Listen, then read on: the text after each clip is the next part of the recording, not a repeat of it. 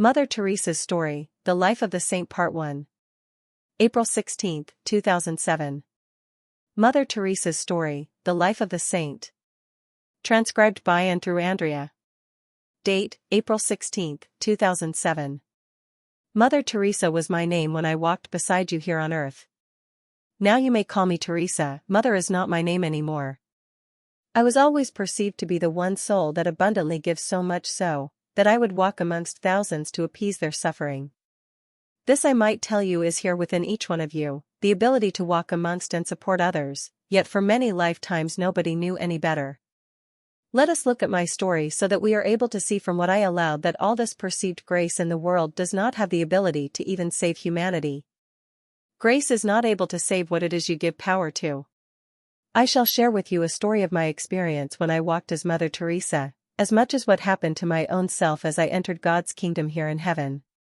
My life was rather complicated even though it seemed the existence of somebody settled within complete peace. Complicated, due to the fact that people saw me as some form of a savior, which I was most certainly not. The sick wanted me to save them from their suffering, the dying asked me to make sure they reached heaven, and those that had hurt and harmed others asked God for forgiveness through me. One person capable of so much persuasion. Silly to think that I was merely a young woman working with sick people when I cured the sickly people that had asked God for a savior, and I then became their saint. No questions asked, just 1 + 1 or prayer plus prayer equals Mother Teresa, because as you might have noticed I place people in front of their own power and they are healed. Often religious leaders would ask me where and how I became God's savior. I would ask them, this I remember as clearly as if it were yesterday, whether they have seen God's beauty? They would answer that God has so much beauty that none of us, that have ever walked beneath his golden skies, will ever see all of him.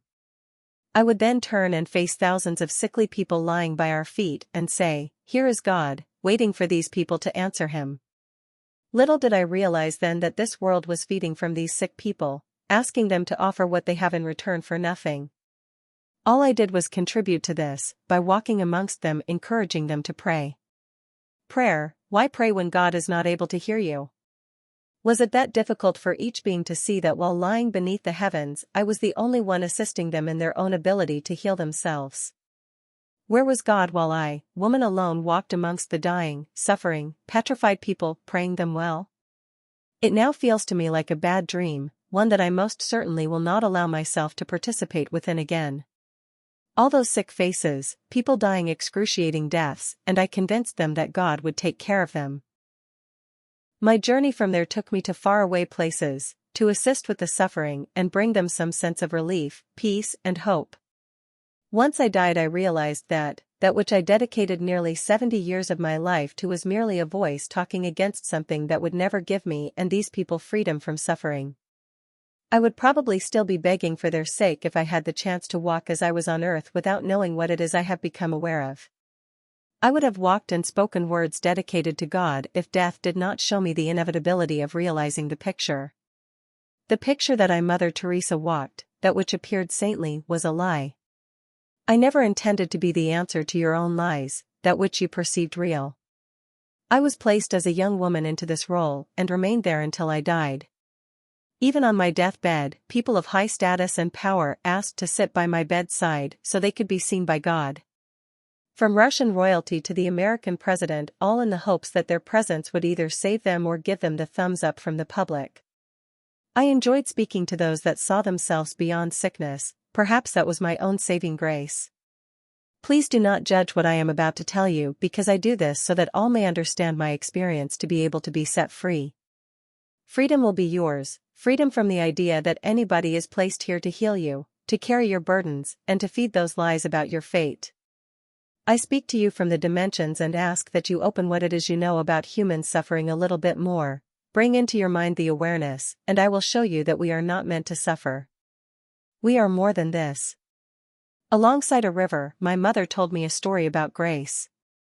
She explained to me that all that mattered and all that we should project is grace, peace, and love. Without grace, you do not have the ability to become God's child, and without loving others and showing them peace, you are not able to reach heaven's gates. At this young age of 6, the idea of grace was daunting because most children do not understand what this means. Grace to such an innocent mind means nothing, as all children know is how to laugh, run, and play hide and seek. Yet, I tried every day from there on to become and walk with grace. It was most difficult for me to become peaceful as I had high amounts of energy. I was a bountiful child, always willing to help my mother clean the house and always ready to laugh and play. Loving was no problem for me because I was by nature a very loving, warm child. I grew up in a big house alongside a river that ran through my hometown of Stoppy. The time spent growing up truly inspired me as to what is able to be done to assist others. From a young age, I was shown human compassion and how you give yourself purpose. We would always have people stay with us that could not take care of themselves, even though it meant we nearly had to sleep two to a single bed. It meant though for us that the protection we could give those suffering without food was all the warmth we required. Luckily, our house was fairly large as it was an inheritance from my father's late mother. My mother was extremely devoted to her belief that God watches over people. Growing up, it was always my mother that would take care of sick people and cook for them. When my mother asked me to join a convent in 1928, I was relieved. Relieved, because finally my time had come to do God's work. We were extremely poor then, as my mother was left to care for us after my father had died. When I left to move to the convent, my mother reminded me that God will always stay within me and do good things. This of course was the motivation that I had placed within me to assist others, but being none the wiser we said that it was God that had placed His presence within me. In a way, simplistically put, man is aware that he is truly the living God and speaks of it often. How often have you realized that God was your guidance or that you're connected by God's divine will and direction? You always say the words that God is within you.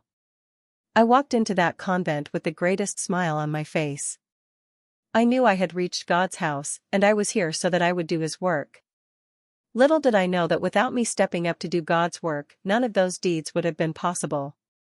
It takes the human factor to bring forth the will of God. We also don't realize that while we believe in God, we actually believe that we have what it takes to be that of the divine living Word. No God is able to make you do anything. If you decide to assist yourself, do it because you are able to see within you that God is your presence, the living Word. So my years in the convent were spent learning all the stories from the Bible as well as how to become God's worker. We spent many days just looking at what was to be expected from us once we stepped out there to assist mankind. We were shown the scriptures of saints, and we were allowed to practice what it would mean to be a saint. This was done in application by visiting hospitals and pretending to be very saintly indeed.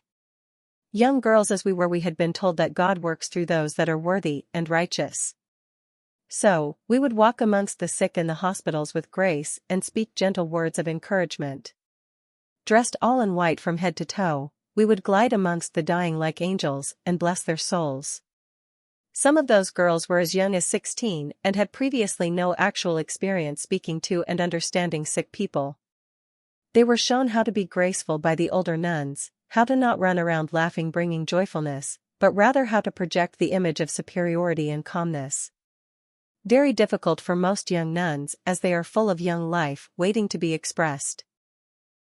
Are you able to imagine a child speaking to an elderly dying person about letting go of their grief when most of these children had never before even known sorrow and grief, suffering and pain? Yet, the religious people never ask why they must be told these things by the youngest of beings.